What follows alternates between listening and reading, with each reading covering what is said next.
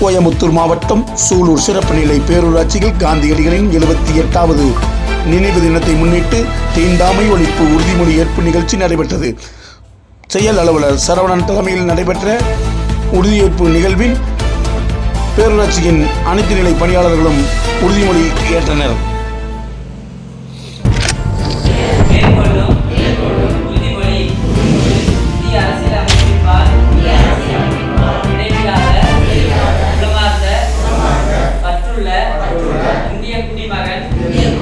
குடிமகனாகிய நான் நமது அரசியலமைப்பின்படி தீண்டாமை ஒழிக்கப்பட்டு விட்டது என்பதை அறிவேன்.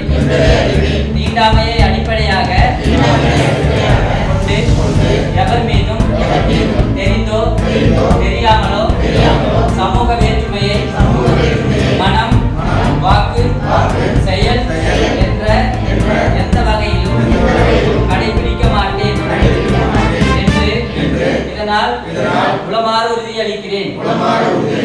அரசியலமைப்பின் அடிப்படை கருத்துக்கிணங்க சமய வேறுபாடற்ற சுதந்திர சமுதாயத்தை உருவாக்குவதில் நேர்மையுடனும் உண்மையுடனும் பணியாற்றுவது எனது கடமையாகும் என்பதையும் உணர்வேன்.